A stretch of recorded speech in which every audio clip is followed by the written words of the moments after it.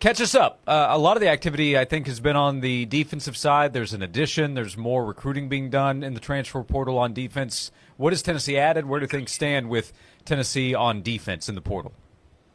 Well, Josh Shell, the most recent signee for Tennessee, signed a night or so ago, and Tennessee did a nice job of closing that one out because he had been hearing from several different schools, Kentucky, Wisconsin, Miami, West Virginia, and was poised to take some visits, including SMU, and Tennessee was able to shut that one down, close it out, and get him signed. And Rodney Garner wanted to really add another interior defensive lineman coming off spring, just because they don't know the availability of Jamal Wallace, and Nathan Robinson has not been able to stay healthy during his Tennessee career, and he started watching film and really fell in love with Josh Shell. And I know he's really excited to get him in the boat. Do you think that's the only position that Tennessee addressed in the portal? Is the portal kind of scarce right now to where it's not worth it, or do you see Tennessee looking to possibly add any other players from the portal? Yeah, I mean, Tennessee's got a young man on campus right now by the name of Brent Austin. We're big fans of him at Volquest just because of the name. And, we'll see how the visit goes today. And then tomorrow they'll have Colton Hood, the Colorado DB transfer. Both of these are defensive backs. And I don't think it has anything to do with, Jermon McCoy being low in his recovery time or anything like that. I just think Tennessee, has moved Caleb Beasley from corner to safety and nickel this spring, and was, needing a little more depth there, especially with McCoy's injury. And so they're looking at, a couple of DBs and Hood and Brent Austin, and we'll see if they can get either one of those to the finish line. As for receiver, because I know that's where you're going next, Jason. I'm trying to avoid it, Austin. I understand. They don't have anybody set to come in. Now, could they add somebody that's already in the portal? I mean, I guess potentially, but right now it certainly doesn't feel that way.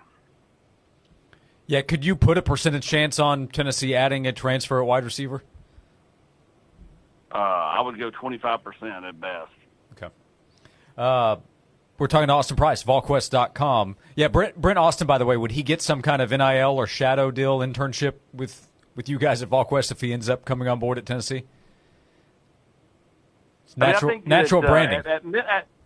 At minimum, I'm going to require Bill Martin when Brent Austin, if he comes, meets with the media, to start the press conference with Brent, and then basically say, all right, we'll start with Brent, and then we'll go to Austin. For questions 1 and 2. I think that's a necessity. Yeah, that's well thought out. Hey, speaking of that position group, so we saw John Slaughter, then Christian Charles, and Jacobe Thomas decide to leave through the transfer portal. And you mentioned there, bringing in corner, guys can move around. How does that right now, how does that affect the view of the secondary, the departures from those 3 players I mentioned? Well, obviously, losing 3 safeties does, hurt the depth back there. It means Caleb Beasley has to really, continue his progression, continue to come on. They need Idris Farouk to, be a player. And I think Idris Farouk was really pushing to potentially be a starter alongside, basically in the back end back there with, you look at where they're at as a secondary. I like them, obviously, at corner. In the back end, they're not as stable as they were a year ago. Andre Turrentine is back there, and Farouk was pushing to be that starter alongside Turrentine, along with Jakobe Thomas before he transferred. So Tennessee's got to have some young pieces back there, which means they're going to have to push some of those younger guys to the field, which, again, doesn't mean it's bad. It just means there's a lot of unknown. Was Tennessee and Jacobe Thomas at any point close for them to reunite when there was a report that he planned on entering the portal before he actually got into the portal? Yeah, I thought. Well, I talked to him for about 30 minutes on Thursday night, and I thought when I got off the phone, I thought he was going to come back. At some point between that conversation and Friday, things flipped back around, and I guess I think one of the big reasons he even started entertaining the portal was his agent, which is the same agent as Christian Charles, made both kids believe there was a buku of money out there for them. And Tennessee, I think, was willing to, go up to a certain degree for him, but, they weren't willing to go to what the agent was saying was out there. So I hope for his sake and for Christian Charles' sake, who's now committed to Virginia, they got the money that they were hoping they would get based off what the agent was telling them. Austin Price of VolQuest.com is with us. What is the latest you hear on the timeline for Joey Aguilar, who went public with his commitment to Tennessee yesterday? We've known about that for, a week plus. But what's happening right now, communication with the coaches, and then a timeline for him trying to get to Knoxville officially? The goal here is to be here as quickly as possible. And so he has to graduate from Appalachian State, which he's been taking online classes the entire spring when he was at UCLA, taking in-person classes at UCLA. So if he can do that, get the degree, then he'll be able to come to Knoxville right away. UCLA's already signed up on the waiver form, which would allow him to do a late drop on all the classes he's had out there. So it's just a matter of completing his work online with Appalachian State, and then he'll be able to arrive. Should be here, really in the next 2 weeks. Okay. In the meantime, he communicates with Tennessee's coaches. I'm sure that's already begun in terms of conversation, playbook, those type things. Absolutely. He's been looking at that playbook, since he got in the boat and told the staff he was coming. And, he and Joey Halsley and Josh Heupel have all had, several Zooms. And that's the thing, is even if he couldn't have arrived until June, he could have done 400 Zoom calls with Joey Halsley. He just could not have done in-person things with Joey Halsley. So in theory, he could have already moved here while he was completing everything and could have, been around. He just could not have done team activities until he gets that degree from Appalachian State. I saw where Jake Mertlinger got a bump in pay. Do you see a situation where if he wins the job, there's another bump in pay? How do you see the quarterback competition kind of playing out? Is it open between two guys, or is it open between three guys? How do you see just the entire dynamic of the quarterback room? Yeah, it's open between three guys. That's the thing that Josh Heupel and Joey Halsley are really going to push out there. This is an open competition, and it's on, Joey Aguilar to hit the ground running and go win the job. It's on Jake Mertlinger, who's been here for a year and a half, to go out and win the job. If you think about it, 4 weeks ago, Jake Mertlinger was very comfortable being the backup, and all of a sudden things shifted for him because Nico left, and now the mindset had to change. So, his mindset is to go out and win the job, be the starter. Same thing with Joey Aguilar coming in. And to be honest with you, I think even George McIntyre's mindset morphed a little bit when this thing kind of went the way it did. So, be an open competition. The most experience in the room is definitely with Joey Aguilar. The most experience in the offense, though, is with Jake Mertlinger. And, how quickly can Aguilar close the gap in terms of that?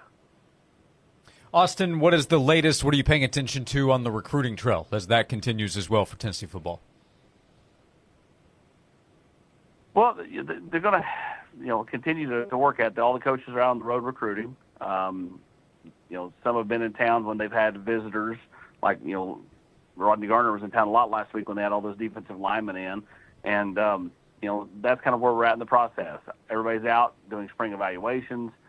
Don't think Tennessee's close to any kind of football commit. Could be close to a basketball commit, but no football commit. And, just gearing up for A65 Live coming up Memorial Day weekend, and then obviously that huge run on official visits at the end of May and all the way through June. Yeah, you mentioned the basketball side. Before you get out of here, Amari Abram is a transfer from Louisiana Tech. Correct me if my math is wrong, but I think that leaves 2 spots. How do you think Tennessee might approach that near future or over the next few months with both of those positions? Well, if you're following Tennessee's basketball's Twitter account, they're teasing their next edition in their most recent tweet. So, Tennessee's waiting on some good news. It should happen within the time frame of your show today, and so that will be a big addition for Tennessee's basketball roster. And then with the last spot, we'll see. Obviously, a lot of chatter out there about Jordan Gainey, a 60-year, and all this and that. I think they will continue to monitor how this thing plays out with the NCAA granting a 5th year, not 60-year, granting basically 5 years for everybody. We'll see how all that plays out and over the next month or two. But I don't think Tennessee will be in a big rush to fill that last spot. Yep, a French connection you might find at the top of Tennessee's basketball Twitter account as Tennessee looks for more help on the wing, so could be coming soon. Volquest.com is where you can keep up with Tennessee football, recruiting, transfer portal, basketball, baseball, news from On3 with the it's going to be like the old days, right? Connecting with Yahoo, as Shannon Terry announced that earlier today. Correct. Tennessee, or not Tennessee, but On3 did purchase Rivals today away from Yahoo. And so, that's a move that's probably been, some months in the making as Shannon, is the one that started Rivals and sold it off to Yahoo. Wanted to get that back, under his umbrella a little bit, just from properties and all that type of stuff. And, that big, nice kind of meshing of the two products as On3 continues to look to expand. Volquest, part of the On3 network, Volquest.com, the website to check out. Austin, appreciate the time as always. Thanks so much, and we'll talk to you again soon.